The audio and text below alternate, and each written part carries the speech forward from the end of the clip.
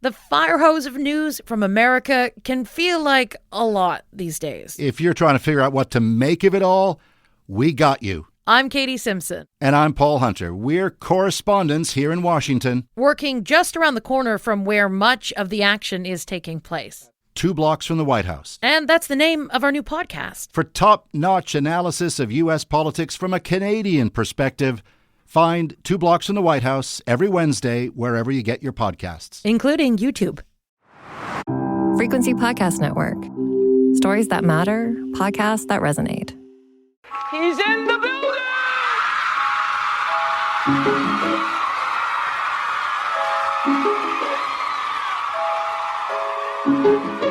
Drink the moment. Drink it. I said empty your mind. Coquettish and coy. Ow. Ow. What? And there's people that are dying. The wickedly talented. More than great. It was historic.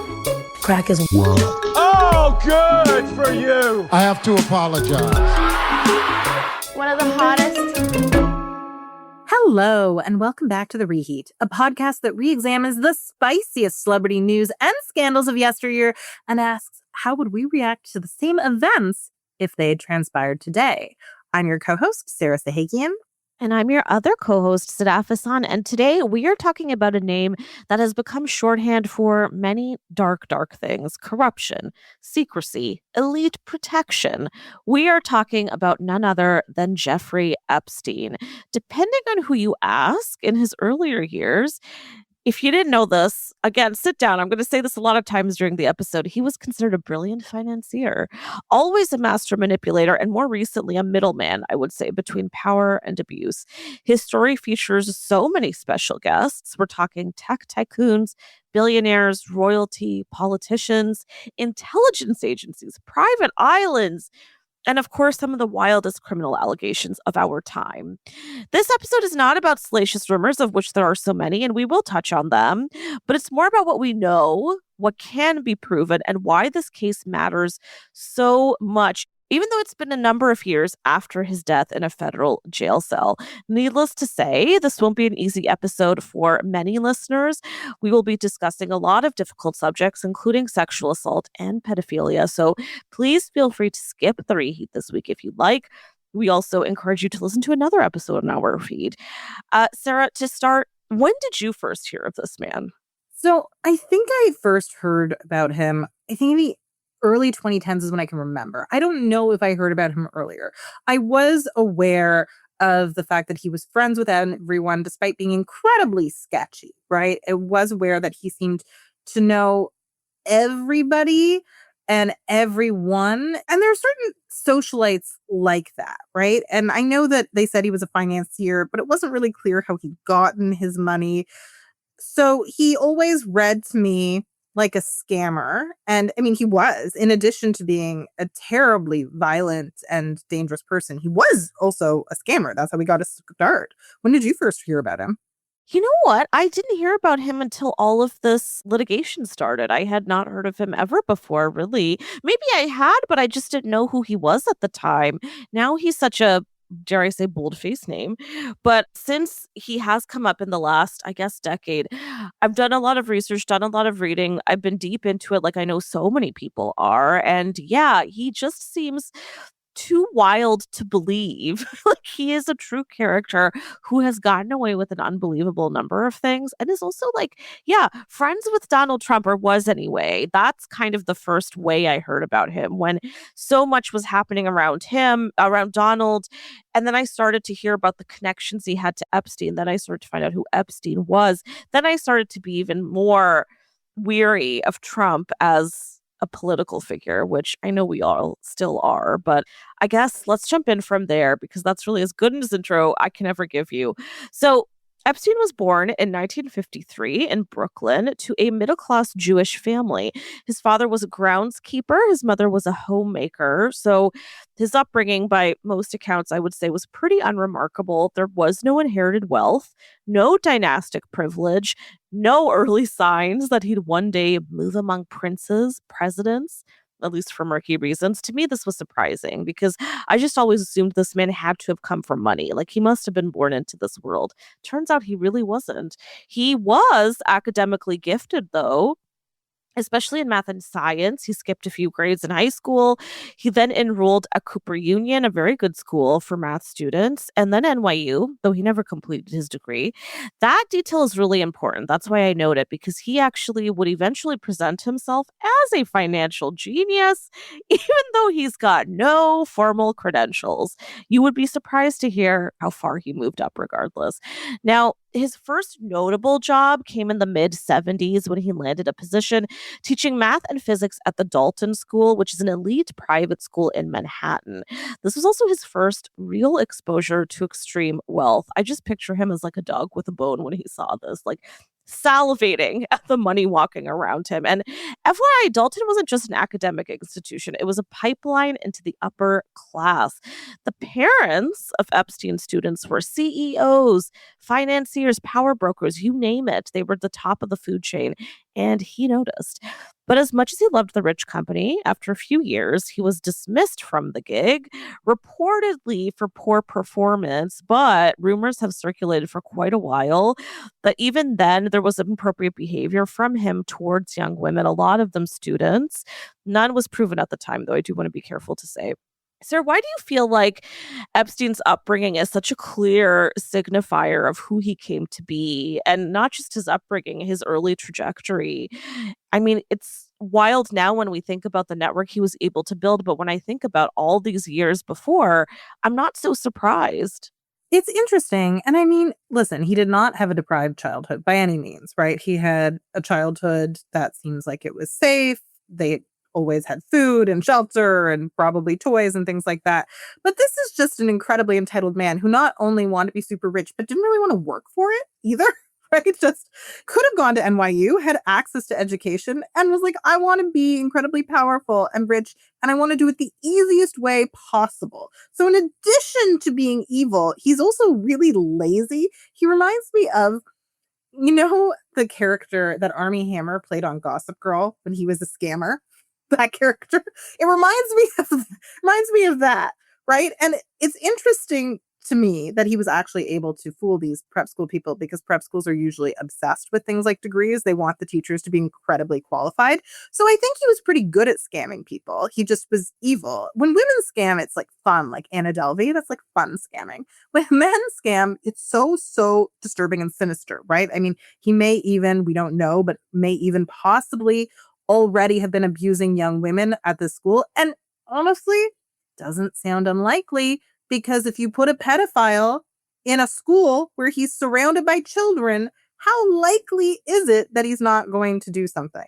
Amen. I mean, it's kind of wild that he was placed right in what was probably a playground for him. And the laziness is especially fascinating to me because he was really intelligent. Like, that is proven. That's out there. He was really good at math and science. He could have gotten far if he wanted to.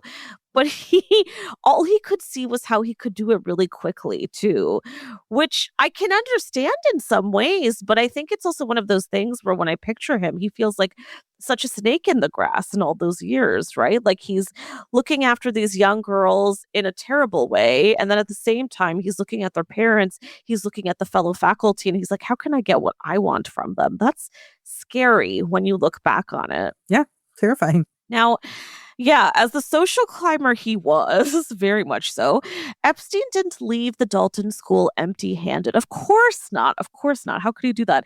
One of the parents of his students helped him secure a job at Bear Stearns, a major Wall Street investment bank. Now, remember, Epstein had no college degree, no finance background. Somehow he was able to secure this job. He also rose quickly through the ranks. He became a partner by his early 30s at Bear Stearns. This is incomprehensible to me.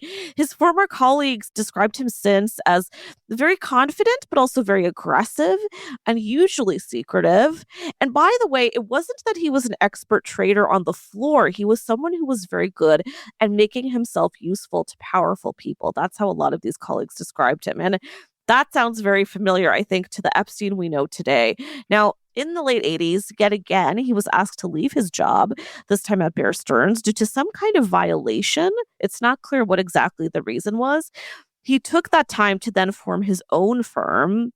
He claimed he managed billions, but his client list was notoriously minuscule. His only known billionaire client was a man called Les Wexner. And if that name sounds familiar, this is the billionaire founder behind Victoria's Secret and L Brands. Wexner gave Epstein unprecedented control over his finances. We are talking power of attorney, which again, incomprehensible, and access to all his properties. So that means, if you're not aware, Epstein was able to hire people, sign checks, buy and sell properties, borrow money, do anything else of a legally binding nature in Wexner's name. At the same time, Epstein was posing as a talent scout for Victoria's Secret. And he used that role to sexually manipulate so many young women who were looking for jobs, who wanted to model for the brand. He was even dating a Victoria's Secret model at the time. I mean, it's scary to me how all of these pieces add up. Oddly, during this time, this is one of the little tidbits in the Epstein world that is just so hard to wrap your head around. But he also reportedly was telling people that he was a CIA agent. Others also believed he worked with British intelligence. Yeah. And one of the lawyers who handled his first case, which we'll jump into in a sec, was reported to have said about him, quote, "I was told Epstein belonged to intelligence and to leave it alone, and that Epstein was above my pay grade." Maybe. I mean, you know what it's reminding me of? Because I'm now in the thick of industry's latest season. This is Harper's story, right? She doesn't have a university degree. She ends up working for an elite firm. It doesn't work out. She starts her own. Her own firm's kind of sketchy. She's doing things that are a little bit illegal. She consorts with famous people. She has a lot of stuff on them. Yeah. Okay. So Neil, I didn't realize, I think Harper is like, what if we have Gen Z Jeffrey Epstein? Like, I think that might be the inspiration. But anyway, this guy's so sketchy. That's incredible. Sarah, I didn't even make that industry connection, but now that you say it, it's so clear. If you guys don't watch Industry, get on Industry. That's hilarious. But yeah, he is, in a way, like there's a part of me that's in awe at how he was able to do all of this and get away with so much. Because at this point, we're talking a couple of decades of schemery, right? And he's been able to get away with honestly taking so much money from this man, and this man just willingly handed it over. And meanwhile, he's dating models by pretending to be a talent scout. Like, I can't. Anyway, during this period, because he had all of this access, he was able to acquire quite a few bougie things. So there was the Manhattan Mansion, which was one of the largest private residences in New York of all time up until that point. Also a private jet fleet, a ranch in New Mexico, and eventually the notorious private island he owned in the U.S. Virgin Islands, which we could also call his private island of debauchery. So why do we think people like Les Wexner trusted Epstein so much? Part of me wonders if he was just so incredibly charming, because during all this whole period, he's also hiding in plain sight. He's doing bad things and he's right out there. He's pretty visible. It's a good question. I mean, I wasn't there. Here's what I speculate happened. I think he love bombed people, was very charming at the beginning, and got you to trust him quickly. And then he was able to blackmail you. I think that he just was really good at convincing people to have a good time with him. And then he could witness them in compromising positions. And then he had stuff on them, right? I mean, that was what the whole island was about. So I don't think his MO was that different earlier on. It probably just took place at a house party or a strip club or, things like that, or a private members club. Probably, there's a lot of stuff we'll never know what happened, but we can speculate. There were probably underage girls. There were probably date rape, drugs involved. Like, anything is possible. Even murder is possible. I'm sure he watched people commit crimes and documented it. I mean, he had a picture, we now know, of Prince Andrew over a woman's body. Is the woman conscious? We don't even know. So I think he probably was always like this, always comfortable with blackmail. you know what? He just has this vibe where I think everyone's met a guy who's not this evil, because this is obviously one of the most evil people ever lived, but where you just get this sketchy vibe, like he's waiting for something bad to happen so he can exploit the situation. Met a guy like that? Yeah. So I think that's probably what he was always like. He was just better at that than most people.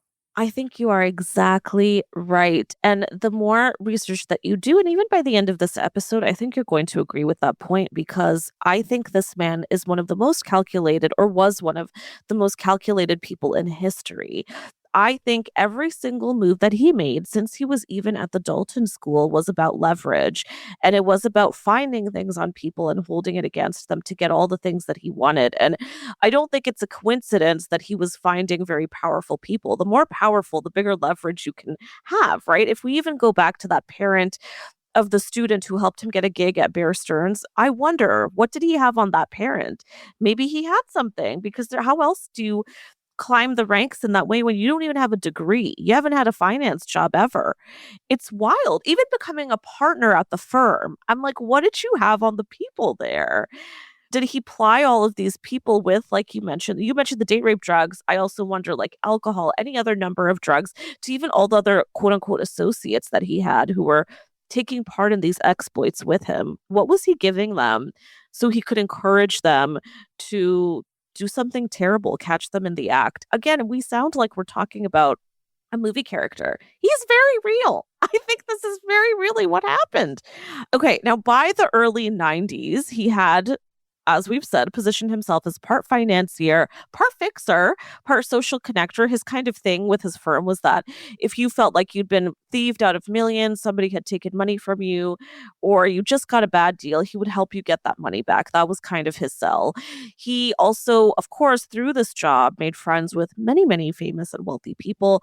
He took that as a reason to host a ton of lavish dinners at his Manhattan mansion. So that way he was able to bring together scientists, hedge fund managers, politicians, media figures, you name it. He was very methodical about who we would bring in, clearly. He liked to place people from different worlds at the same table, people who didn't normally mix. And then he would quietly position himself at the center of that table. It's very clever, I think. One of his most scrutinized high-profile friendships was with Donald Trump. We had to get into it. Now, this is long before Trump entered politics. The two men moved in very similar social circles in the 80s and early 00s. They attended the same parties. They even owned nearby properties in Florida, as one does. They were photographed together many, many times. So if you've Google imaged these two together, which I know many people have, you'll see that. There's clear evidence. And here's the thing. Trump has never denied that these two had a friendship. He's been pretty clear that they did. He was even quoted in a 2002 New York Magazine saying Epstein was a terrific guy and noting that he liked women, quote, on the younger side. That's an interesting thing to tell a magazine. Now, the friendship reportedly ended in the mid-00s, reportedly over a business-related rift. This is also where a lot of rumors live, where people have wondered, what was that rift really about? Did it have to do with something shady? Trump has said that they haven't had a relationship in more recent years, which is smart, because the way Trump will describe it is they weren't friends during the entire bad criminal era. How convenient. How convenient. Now, at the same time, all of this is happening. Multiple women have since said that abuse was already happening too. So several survivors have reported being recruited by Epstein as teenagers since the 90s, often through modeling efforts, promises of money, travel, mentorship. And we can see how he did that, right? He had the Victoria's Secret connection. At this point, he did have a lot of money. He had multiple homes. He had a jet fleet. Like, it wouldn't be, I don't think it would be wild to assume this man who's claiming that he can help you grow in your career, your industry, is such a wild thing, or that he can help you travel around the world. Sure, he's got a private jet fleet. I'm sure he could take me to Paris tomorrow. What I mean to say, though, is it was a very systematic process, right? Like, he thought this through. And I suppose it had to be very thought out, considering how long it went on with zero legal ramifications. For instance, Epstein owned multiple properties across states and countries, allowing him to move victims and himself with ease. Part of the reason he loved a private jet is because he could keep everyone on that jet hidden. And he could get them transported from one home to the debauchery island without anybody knowing. And nobody would see them entering, nobody would see them leaving. That's scary. Sir, when you look at his relationship with powerful people like Trump, what does that tell you about how wealth and social status can protect so many people? Well, it absolutely can protect people. And this also happened in Canada with Nygaard, right? I mean, you can listen to, he had an island as well. I mean, or I believe an island. He definitely had an estate where horrible things happened and people were assaulted and abused. This is a common thing, right? You can hire good lawyers who can get you off on a technicality. People often just don't even prosecute you because the prosecutors know that it's just a waste of their time and they have limited resources. Or maybe they have things on the prosecutors. Or also, to a certain extent, I think a lot of prosecutors see these people and don't care that much, right? A lot of it is patriarchy and white male privilege and people just sort of letting men get away with whatever they want to get away with. Yes, that still exists to this day. It was even worse 20, 30 years ago. This idea that, if these women didn't go on the private jet, they would have been fine. They were greedy. They wanted to be Victoria's Secret models. What kind of woman wants to be Victoria's Secret model is kind of, I think, the sexist thing that most of these people would have been wondering. And so because of that, because these women were just seen as disposable, not just to Epstein, but I think to a lot of people in society, no one wanted to protect them, right? That's a big issue. This is a systemic failure because not everyone knew at the time. I mean, before he was convicted, not everyone knew, but there were people who knew and no one cared. And it reminds me of Harvey Weinstein, where a lot of people like Brad Pitt, who's incredibly powerful, knew what he was doing and only intervened if it was his girlfriend, right? He intervened to protect Gwyneth Paltrow, but it's not like he did anything else to save anyone else, right? It's my property, my girlfriend. You can't do this, but whatever, you can do it to the women I consider disposable. So I think that this is a real problem with our society. And also we know that he often went after vulnerable women who didn't really have families, who could help them, and oftentimes didn't really have families who even wanted to help them. And I love that example of Brad Pitt because, of course, we're not putting him at the same level as Epstein, but this is a man who you can look up the court documents, or the case documents, but he was abusive towards his former wife, Angelina Jolie. And this is how the cycle moves, right? We go from Weinstein. If we look at Brad Pitt himself, how many people were aware of what their relationship was actually like? Meanwhile, he still has such a big spotlight and stage, and no one's ever taken him down. And I wonder if that's also because he also has very famous and rich friends who are not inclined to speak up in defense of Angelina. They're happier defending him and being on his side and getting whatever they can get out of that. These are all the same patterns. It's so insidious. Even Angelina Jolie, who is a famous Oscar winner with so much money. Even she, after she was abused by her husband on a plane and there was an FBI file, everyone said, oh, she's just crazy. So if you're a girl, not even a woman, if you were a girl with no power, right? No fame, no Oscar, what is your chance of getting justice if even Angelina Jolie is treated that way? It's just awful. Yes. And here's the thing that I want to add to that is that part of the reason that this man targeted younger people, I mean, yes, he's a pedophile, but also younger people are more impressionable, right? You go after a 21-year-old who wants to be a model for Victoria's Secret, she's more inclined to believe you when you say, hey, here's my badge, I work for them. You want to go to dinner, you want to go on a date, I can help you get that job that you want.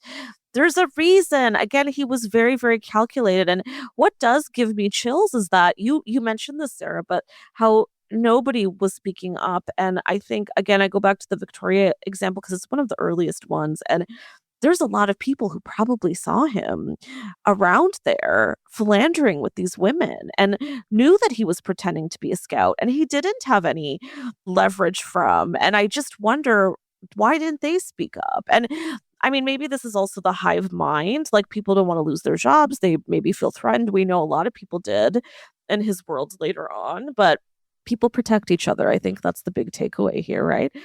That is a lot to digest so far. So I think it's a good time to take a quick little break. We will be right back.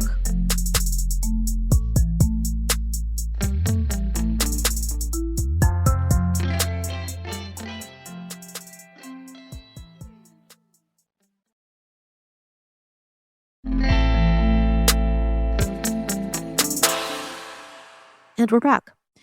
It's impossible to talk about Epstein without talking about Ghislaine Maxwell. She was Epstein's longtime associate, girlfriend, maybe possibly lover for a period of time, and according to prosecutors, a central figure in helping him recruit and groom underage girls. She was the daughter of British media tycoon Robert Maxwell, a newspaper magnate who himself, by the way, died under mysterious circumstances after falling from his yacht in 1991. His yacht, by the way, that was named after Ghislaine. It's an interesting little detail for you. And if you're deep into this and you want to get into more, I encourage you to go read up on Robert Maxwell because he also left a lot of debt behind.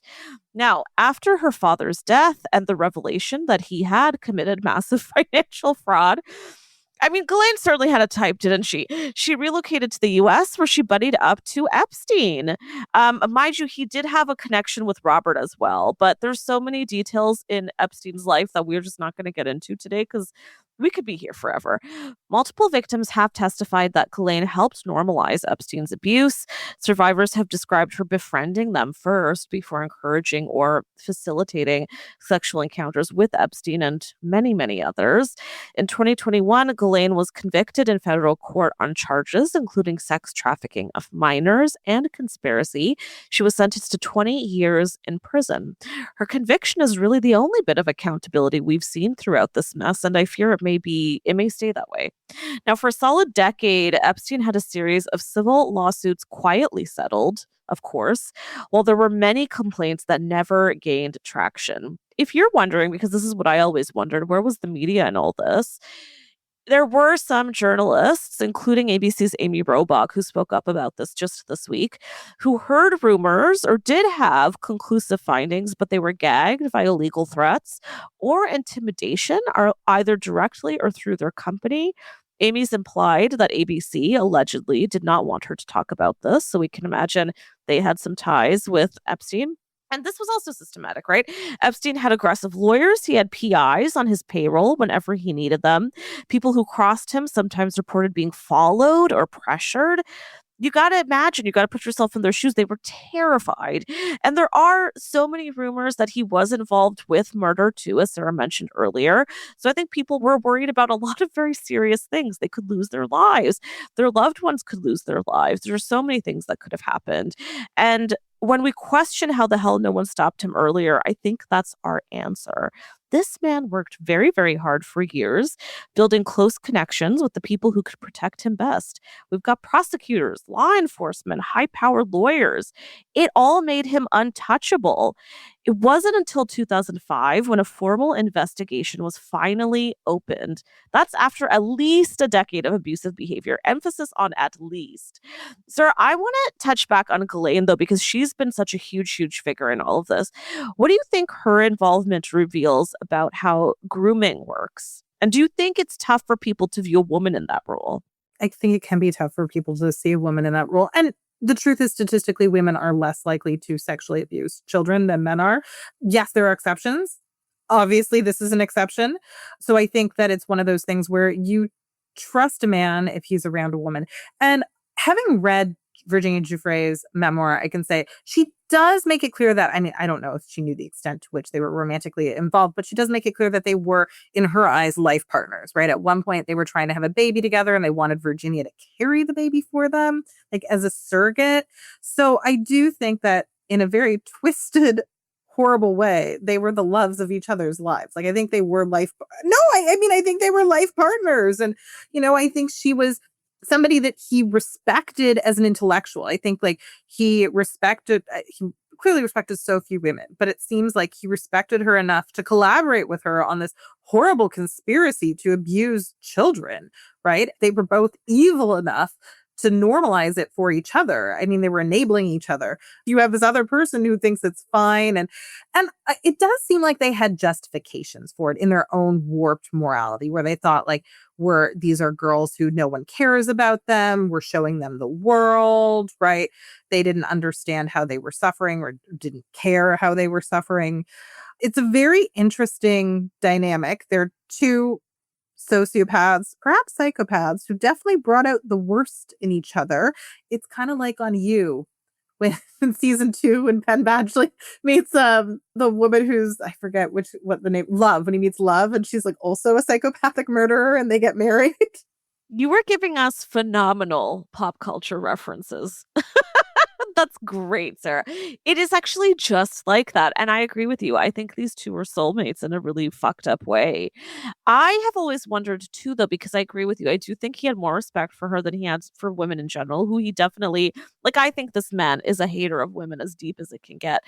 But I wonder too, do you feel that he was also probably abusive towards her, right? Like, I wonder often about the kind of control he had over her, and which is not to redeem her in any way, because I do think she is evil herself, and I think she's very rightfully rotting in jail right now.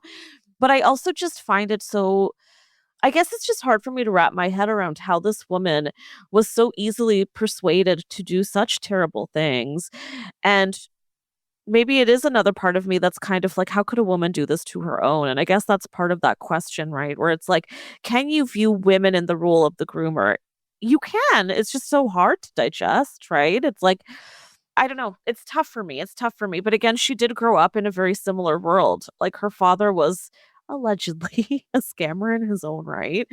I don't know what their relationship was like, but they were reported to be pretty close. I just have to imagine that Epstein was probably quite nasty towards her at times too. I feel that in my bones. I mean, that's probably true. If you were an abuser, you're probably abusive to everyone, even though he seemed to have more respect for her than he had for any other woman, because he was an incredible misogynist. But he also, and let's remember that she was kind of complicit in a way that Serena Joy in The Handmaid's Tale is complicit, where she knows women are being abused, but it gives her access to yachts and money and the way she grew up, this lifestyle that she no longer would have access to. So I think she understood it was a deal with the devil. This is somebody who did have options. She was educated. She did have connections. And I know that her reputation was tarnished because of her father, but I think she had enough of a support network that she could have built a life for herself. It just likely wouldn't have been a billionaire's life. And you know what? Most of us live a life that's not a billionaire's life, and that is fine, right? That is fine. So I think she kind of made a deal with the devil, but I also think she probably liked him on some level, at least in the long term. He probably reminded her of her father, to be honest, right? So Well, that's what I've always assumed. Like, I feel like, again, she's got a certain taste. And I think you're right. When you grow up living in luxury and then you got to say goodbye to it, because your dad not only dies, but he leaves you with a ton of debt and fraud charges. How do you carry on in life? You simply can't live like a normal person. So, yeah, I think you're right. I think she craved all that. And you're absolutely right. I do think she had a lot to gain from this very clearly. It's one of those duos that, like, it in a way, it's like the real fucked up Bonnie and Clyde. well, I was thinking that. I was thinking exactly that. And what's interesting is, obviously, this woman should be in jail. I want her to be in jail. But she is the only one of Epstein's associates who is, right? There are a lot of powerful men who did horrible things. So it shows you that the justice system really protects the powerful white men first and foremost. Even she, as connected as she was, she ended up being the sacrificial lamb, right? So I think that that's telling. It's telling. Well, that's part of the reason I'm kind of like, wow, it's incredible that she went all this way and inevitably ended up taking the fall for him. And you know, she's the only real or key woman in this whole situation, this whole network that he was involved with and was supporting him. And she was the sacrificial lamb. Like, I don't think that's a coincidence. I do want to say, though, because you brought up Serena Joy, and God, so much of this is very Handmaid's Tale in the most awful way. But, and I want to hit this with the big allegedly, but one of the things that have come through in the Epstein files, and this is what a lot of the victims have said since, that it wasn't just Virginia, but quite a few of these women have claimed that they ended up pregnant as a result of the assaults that they faced.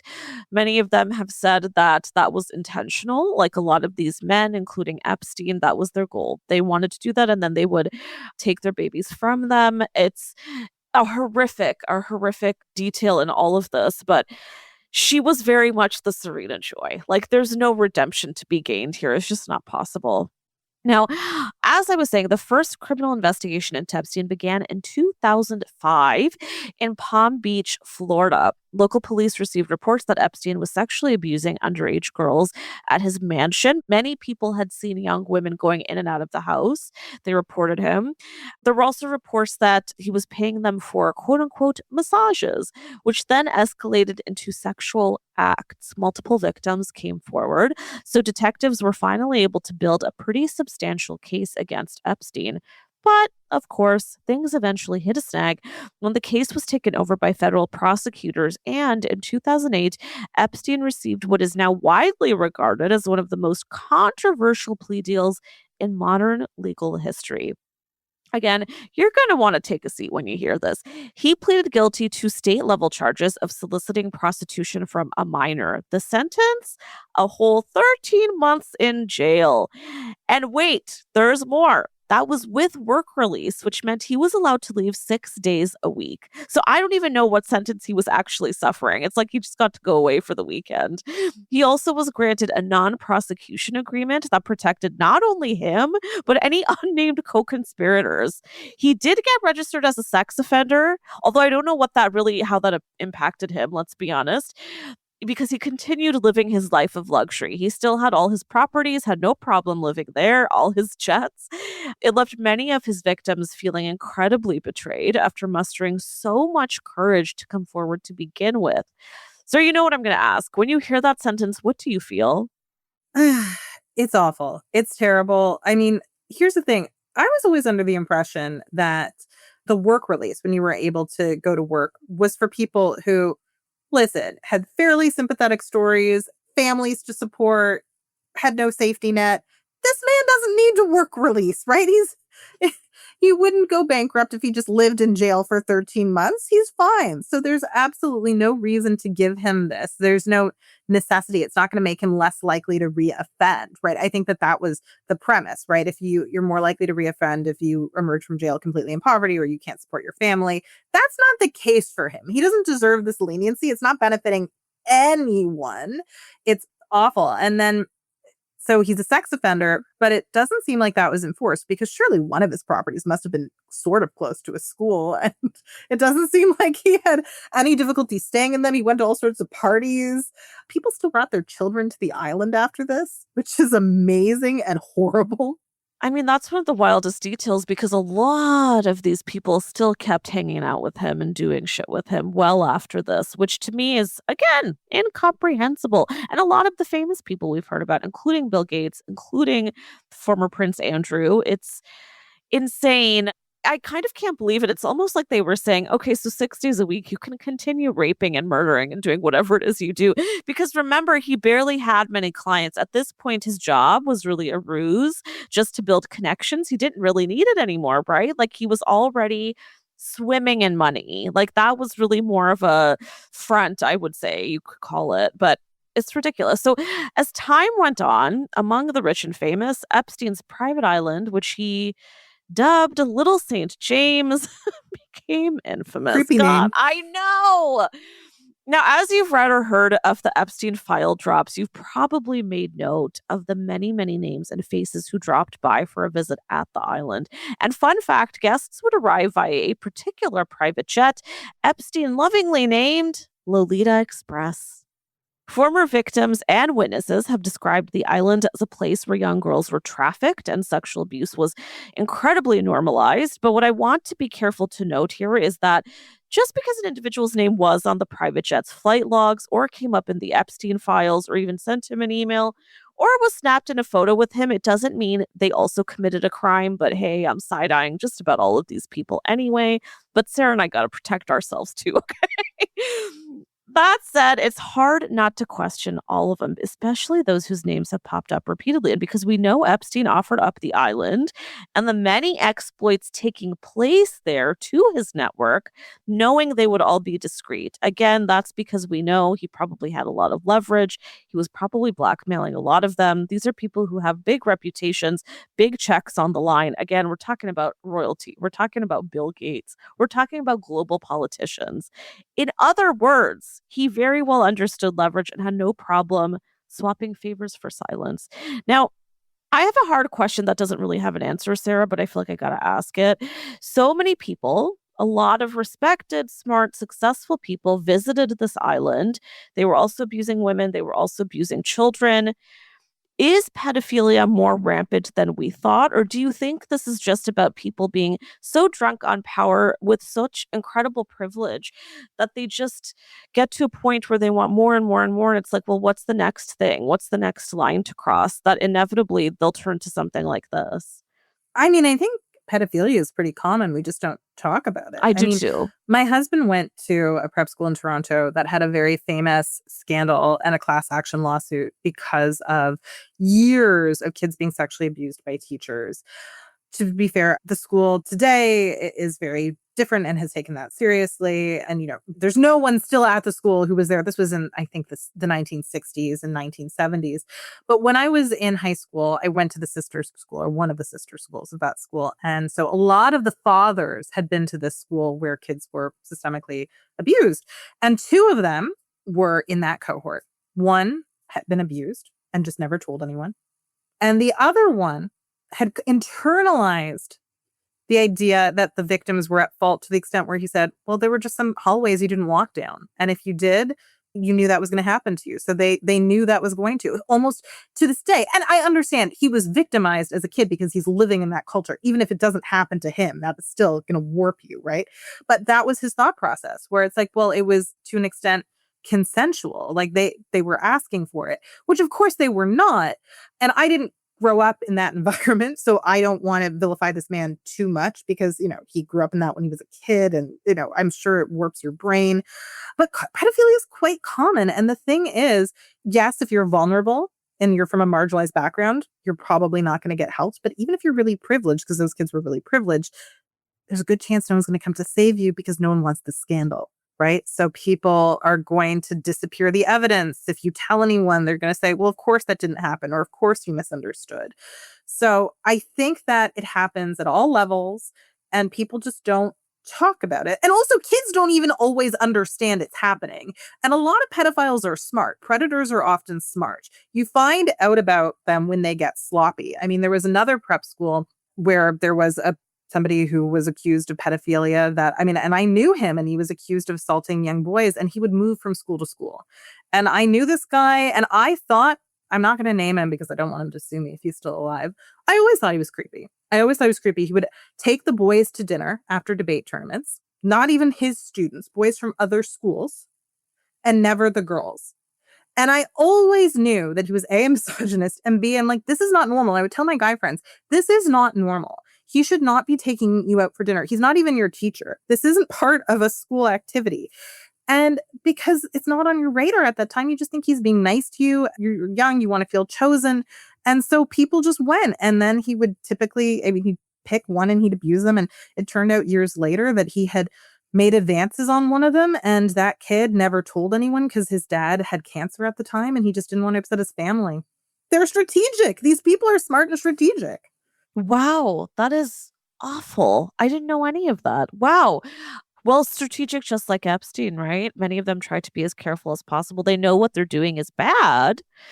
Clearly, it doesn't matter in terms of the actual act, but they want to still protect themselves. It's really scary, too, the fact that a lot of these people are not only in plain sight, but they're working with children. Oh, my God.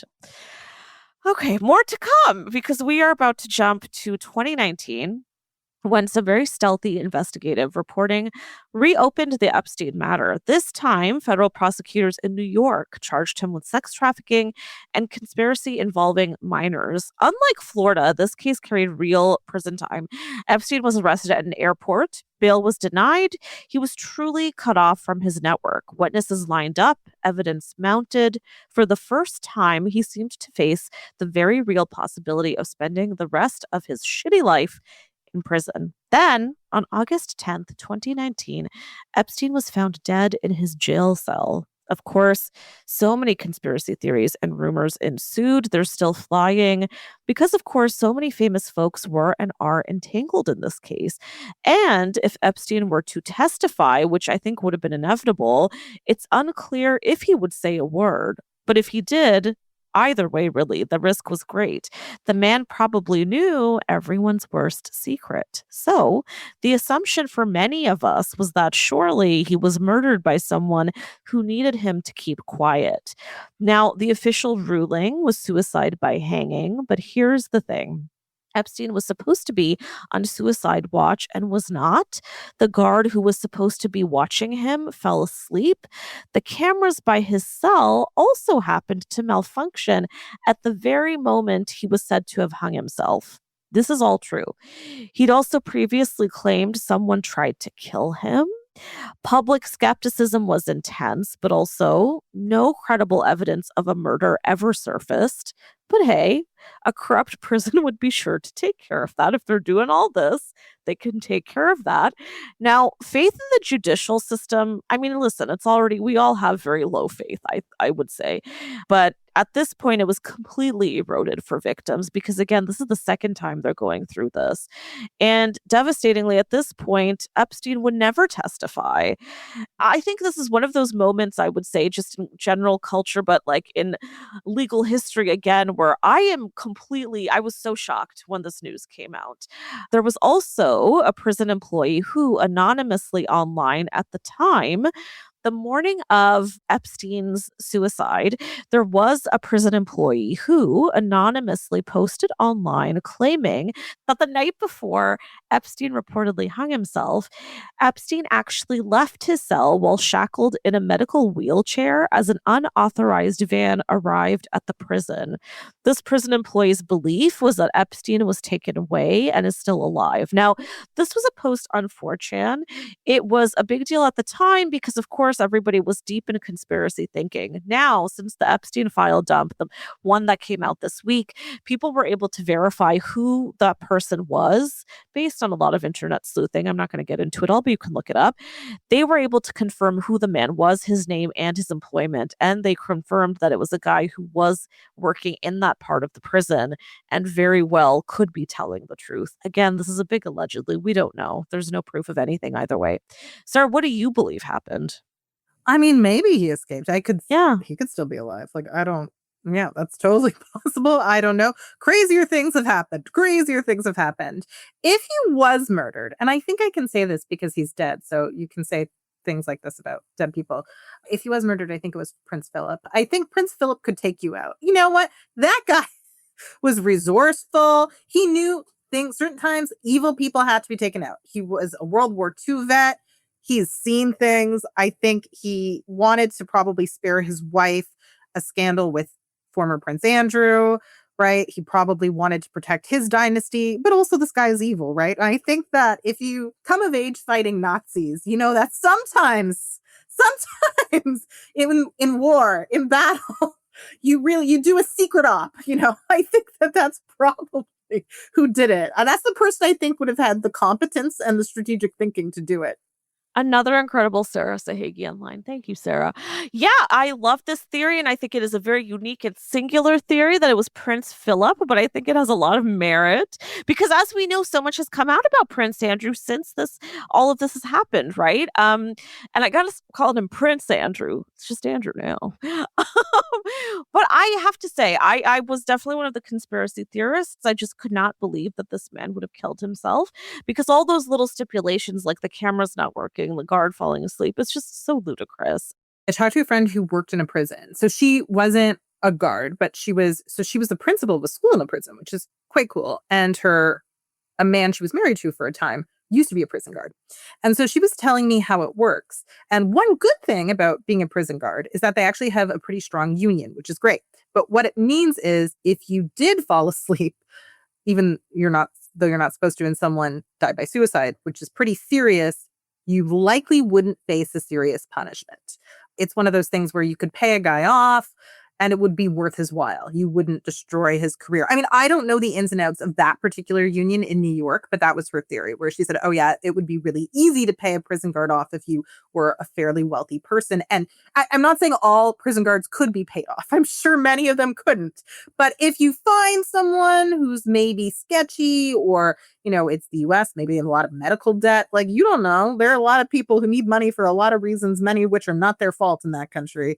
And He say, okay, I'm going to take this guy out. I'm going to kill him. He's a bad guy anyway. And I'm going to pay your medical debt. There's a world in which I could see people taking that offer, even people who aren't that bad. I deeply agree, though. Like, I really think that could be the case because also he's not the first bad guy who's gone out that way, right? Corruption is very, very common in the prison system and the judicial system. It's very likely that something like this could have happened. It would have been very easy. So that's really cool insight. That just makes me feel even more of a conspiracy theorist. But I was getting so deep into all this, really spiraling and thinking about it. I was like, maybe he is still alive. Maybe this prison employee who posted anonymously, however long ago, was telling the truth. And this is one of those things where every detail becomes so wild that you'll start to believe anything. And yeah, he could be alive. It's very likely because everything else has been such a tall tale. But I think whatever happened, it's not what we think happened or what they're telling us happened. I don't think personally that this man killed himself because again he had so many people in his network, and if everyone's assuming that he is gone, I assume it wouldn't be so hard to be hidden away if you have people who are threatened and protecting you. I can't imagine it would be difficult. Again, this is a man who for a good 30 years was able to get away with some terrible, terrible crimes and hide and protect not only himself, but many, many other famous people. Maybe someone returned the favor. And I know I sound insane, but I think that could also be exactly how he was offed if that's the case, you know? Okay, here's what I find interesting. Why wouldn't you just kill him? You know he's a bad guy. If he has stuff on you and you don't want him to testify, that's why it seems more likely. Like, why would you then go to the hard work of keeping him alive? Unless he has some sort of elaborate thing like, on my death, I'm going to reveal your secrets. They're in my will unless you save me. Like, I don't know. But to me, it just seems like the more elegant solution. You know he's a bad guy. I mean, you're a bad guy too if he's got stuff on you, but you know he's bad. Bad knows bad. And it's just easier to take him out. That's why I just assumed that someone murdered him.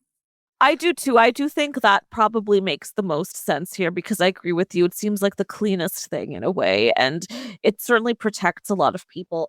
Although I also assume he wasn't the only one who was the keeper of the secrets. Like, I'm sure someone else has access to a lot of that information, which brings me very well into our next little bit, the Epstein files. We're going to dig into that, but first we're going to give you another little break because, again, a lot to digest. We will be right back.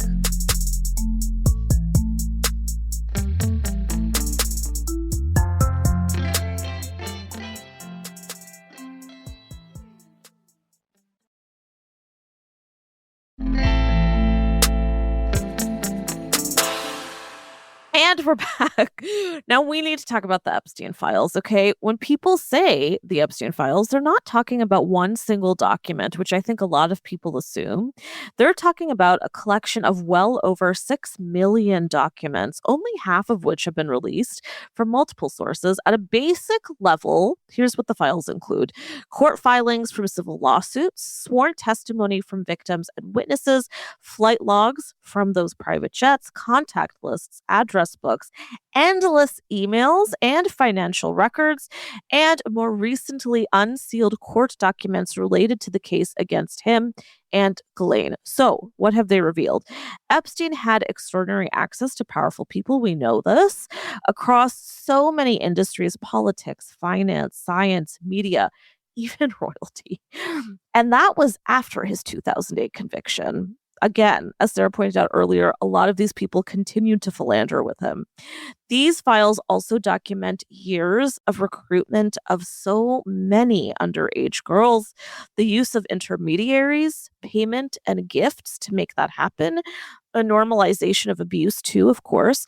In sworn testimony, multiple victims described being trafficked all across the country, being introduced to influential men, and being pressured to stay silent. Some of those allegations have also been proven in court, as we know. Now, one of the most prominent figures directly accused we've discussed was Prince Andrew, whose title, again, has since been revoked. He was accused, as Sarah mentioned earlier, Virginia Giuffre, who was one of Epstein's most well-known accusers. She accused him of sexual abuse when she was a minor. She, of course, has since died. Sarah's mentioned her book multiple times on previous episodes. If you haven't given it a read yet, we encourage you to do so. if you want to learn a little bit more, though big trigger warning on that one. Now, Andrew denied wrongdoing, but in 2022, he reached a financial settlement with Virginia without admitting liability, as one does. The scandal led to his removal from public royal duties, and this was one of the bigger headlines, I would say, that really brought the Epstein case to the forefront. Then you've got Bill Clinton, former U.S. president, who was also frequently referenced in the flight logs and acknowledged flying on Epstein's plane multiple times. Bill Gates had all of the same little liabilities. There was something involving him wanting to secretly supply his wife, Melinda at the time, with antibiotics to protect her from a potential STD that he got, allegedly. Now, Clinton and Bill Gates and really all of these all of these big names have denied a lot of their involvement since. British politician Peter Mandelson is also one of the really big ones who got fingered in these files, dare I say. So what the Epstein files do not contain, and this is the thing that I find most frustrating, is a clean official client list, basically an explanation of how he was able to evade punishment the first time.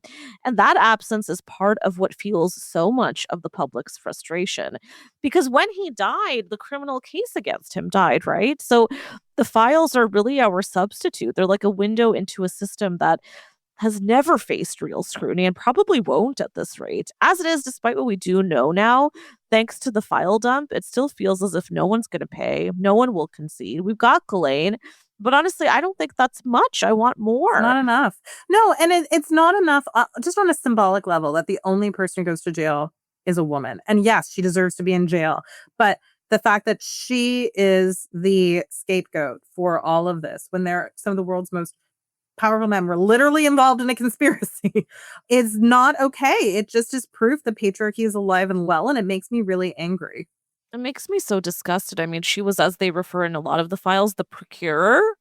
Now, what about the people who these children and women were procured for? Those are the ones who really need to pay. And it's interesting because even though these files name so many people, and there's really wild accusations in there, including there's a ton of accusations of murder.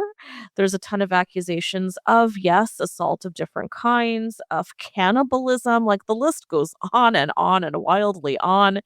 It still feels like nothing is going to come out of this. And the US government has made it clear that it is not accountable for what's happened to Epstein's many, many victims, which is wild because, again, this was the second time that we saw Epstein go through all of this and nothing came out of it. By the way, if you've been wanting to dive into the files, but you're feeling really intimidated because, of course, there's millions, we are going to link to a really wonderful resource that someone on the internet put together that allows you to go through a lot of the emails, particularly as if you were actually in Epstein's inbox. So it makes it really convenient and easy. So it's great. You can spend hours on it. That's a great resource. Yes, yeah.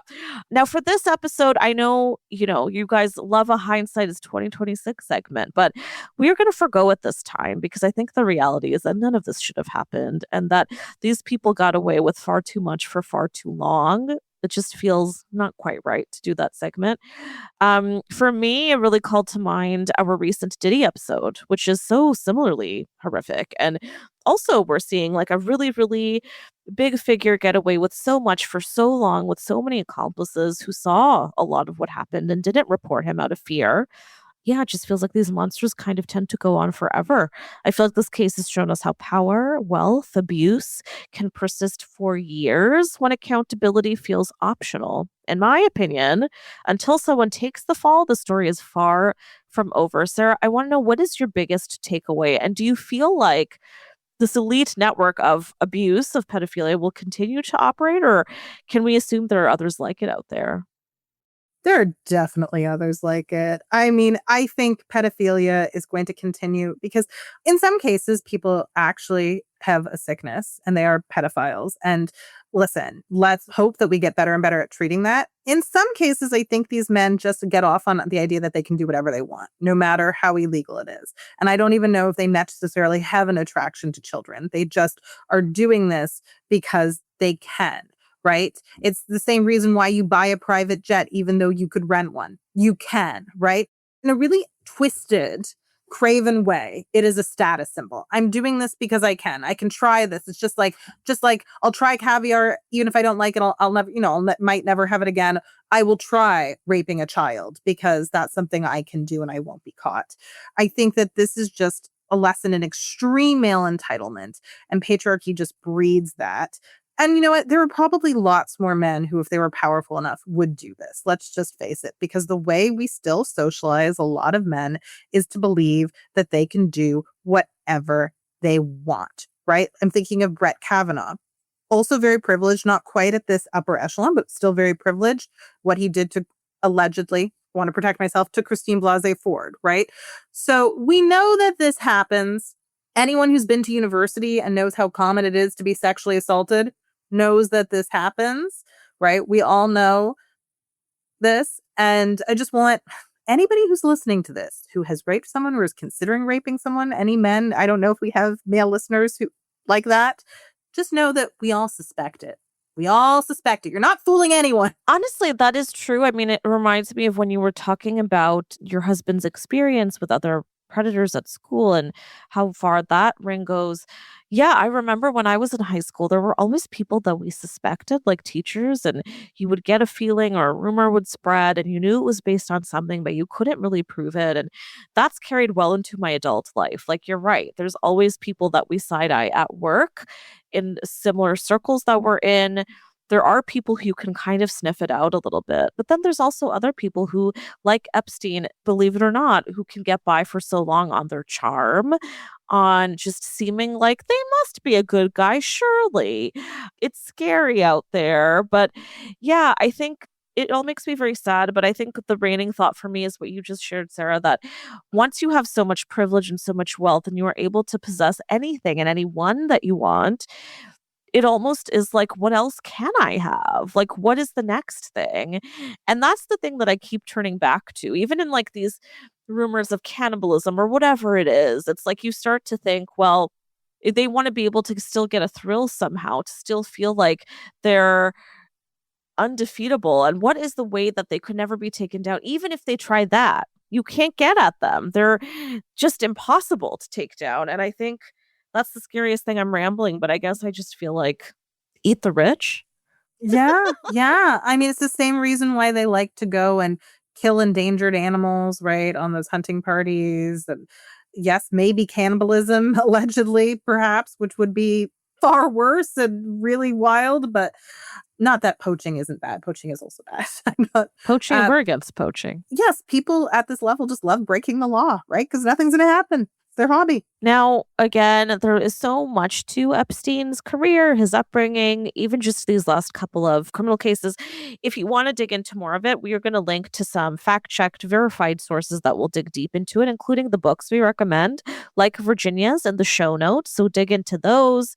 We also did a deep dive on the recent drop of Epstein files over on The Big Story, our sister show, also on Frequency, but we will also share that episode in our feed on Saturday. So if you want a little more, it's coming. Thank you to all of our wonderful listeners as usual. I know this wasn't an easy episode to listen to, but we will keep you posted on all things Epstein when more comes out, because I know there will.